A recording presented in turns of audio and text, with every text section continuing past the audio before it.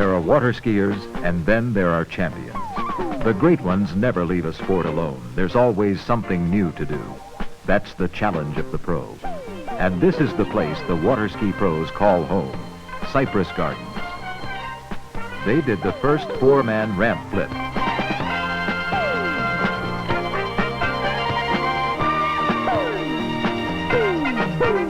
Added the grace of water ski ballet. And another first, the three-high pyramid, became the Cypress Gardens trademark. From here, water skiing took off on delta wings, and a new tournament sport was born. The finest skiers in the world have taken skiing beyond itself into entirely new sports like kite flying and barefooting. When the Cypress Gardens skiers have mastered the hard stuff on water skis, then they move into the realm of what most of us would consider impossible.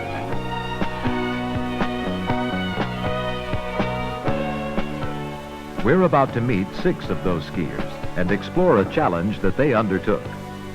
There are millions of water skiers, but not many who skim the water without skis. In barefooting, there are only about 200 top competitors in the world. There's a reason. It's the brutal way to take a championship. But that's what Lisa and Betty and 4 others decided to go for. Good morning, guys. You guys seen Mark and TJ yet? No, I haven't seen anybody yet. Morning, guys. All right, we got money, you guys say that. What do you mean? Late as usual. What time are we supposed to be here? Steamer and sailing here yet? 6:30.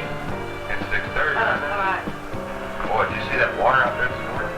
The land is calm, man. It's hot. Yeah, looks good. We're gonna have some good food today. It's coffee time. In their quest to be the best, they're on the water by sunup, early, when the water's smooth as glass, the ideal condition. They practice again between and after the 4 demanding ski shows they do each day. Even for superbly conditioned athletes like these show skiers, working toward top competition is a new discipline that will take months of intensive training. Dozens of times a day, they'll have to resist the urge to quit as they exercise beyond normal capacity, enduring strains, bruises, and blisters. It's a physical pain. It's a head trip, and they love it. Winter, what did you do to this vest? Cut it off. Why did you cut it off? A brand new vest? It was too big. Well, we're gonna hide this one. I want you to wear this one, okay? All right. All right. Thanks. Can we get a hand with it? Barefooting can be dangerous. Learning means falling at 40 miles per hour, over and over. The wetsuits are for padding and protection as much as for buoyancy and retention of body heat.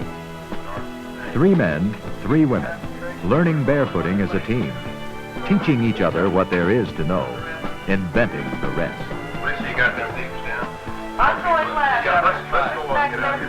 Wasting that good water on you. Don't forget to tie your legs straps. I'm just mine on the boat. Let's go. I got the thing. Looks like we're the sunshine. Lisa begins the practice session with a back deep, one of the more difficult start methods in barefooting. This is a relatively new sport. It began in 1947 on this lake when Dick Pope Jr. of Cypress Gardens first skied without skis. He broke the barrier. Then others tumbled in with a multitude of once impossible feats. Deep water starts in the 50s, back barefooting in the 60s, new tricks all the time. Till recently, men have dominated the sport. Now, women athletes like Lisa are pioneering, testing their strength and endurance against a dangerous, demanding sport, and showing outstanding ability.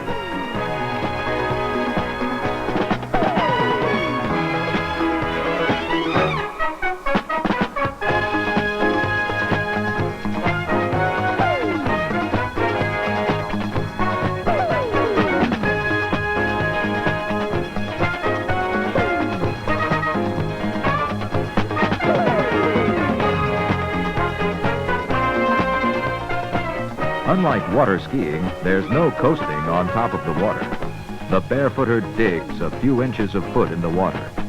There's more push on the legs, more pull on the arms. Muscles are tense. This'll get you moving at 7 a.m. Fall in, Mark. It's your turn. When he takes a turn, he doesn't mess around. Then a big turn, a front to back, one of barefooting's power moves, requiring tremendous strength and perfect balance.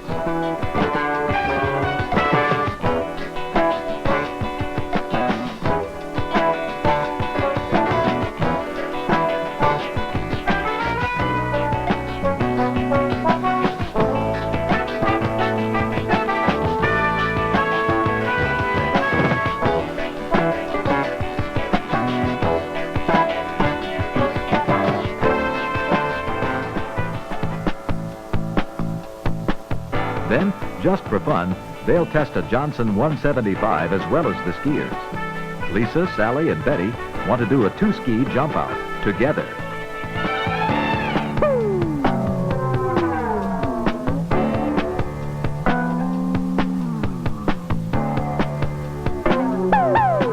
This may take a while. In barefooting, there's no time to set for a fall. At 40 miles per hour, the impact is roughly equivalent to jumping off a 3-meter high dive and landing flat. But it looks so good when it finally clicks.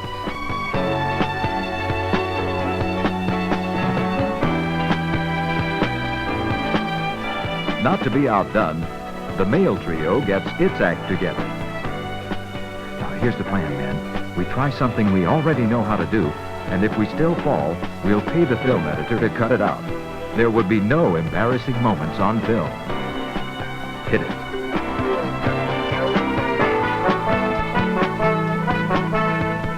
Back deep to back barefoot. Then back to front. TJ, Rob, and Mark. Skill. Pure skill. And a lot of ham. Even the hamming isn't as easy as it looks. This takes stamina and years of practice.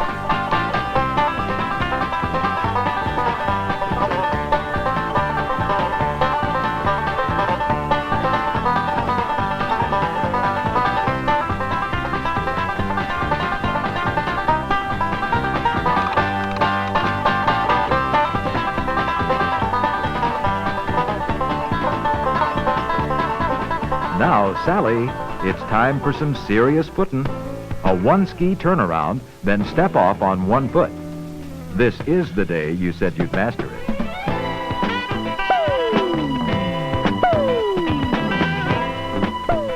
And she tries, till she's aching and exhausted, and simply can't try again. Then, she'll try one more time. A champ. You beat it. Master it. Practice it for months, over and over, till you perfect it. Then, go for it. The sport's becoming yours, and there are championships to go out and win. First the regionals, then nationals, and the world title. Here's where you find out if all the work pays off.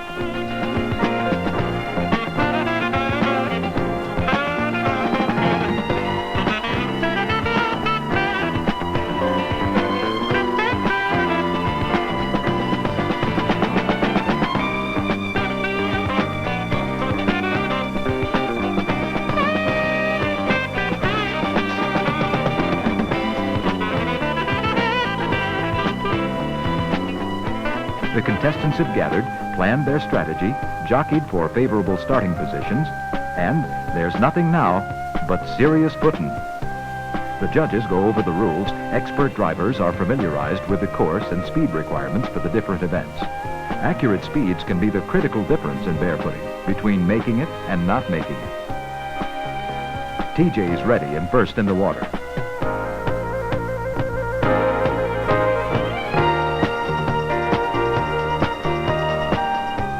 Back deep water start and up on one foot. Then a back toe hold. Judges log points for each maneuver accomplished within the allotted time. Difficulty and execution determine the score awarded. Then a back to front.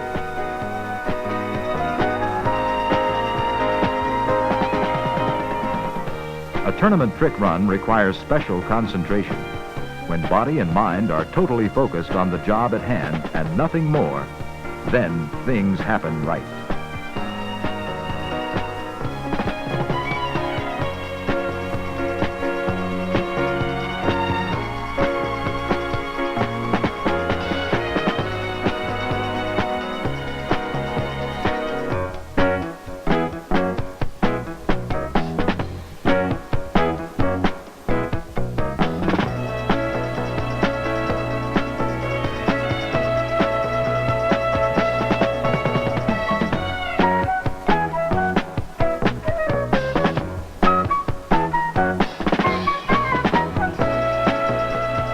Tricks are the most exciting event to watch, but they're just one of the 3 basic categories in official competition. Contestants are also judged on starts and endurance. As the sport of barefooting grows, each meet draws a larger and more turned-on bunch of spectators and competitors. At virtually every meet, endurance records are being set, and barefooting firsts are happening so fast, the inks barely dry in the tournament rulebook before another trick or event is officially recognized. If someone can think it up, somebody will do it, usually sooner rather than later. The home team's already thinking of that 3-high Cypress Gardens pyramid on bare feet. But that's the future. Today, attention's focused on what's been mastered and how well Rob can execute it under tournament pressure. A back 1-foot stand-up to a back toe hold combines the elements of strength, endurance, balance, and grace. Smooth and gliding. Not even an apparent gathering of muscle as he swings into action. Then, more difficult. Only a handful of barefooters in the world can do a line back to front. But Rob almost makes it look easy.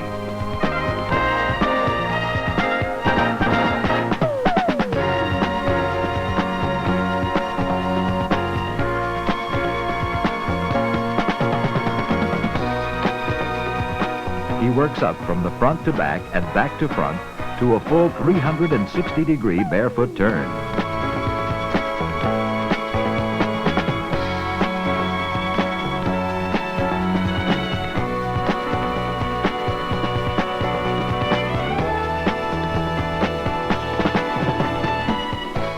Rob took the regionals and a short time later went after the men's title at nationals, taking 2nd place in overall competition. Lisa took the national overall women's title, with Sally grabbing 2nd. The months of labor and bruises paid off. This 6-person team now boasts 4 regional and national title holders. But the celebrating doesn't last long. There are world titles to go for, and a lake that's still as glass at 6:30 in the morning. That's the challenge of the champ.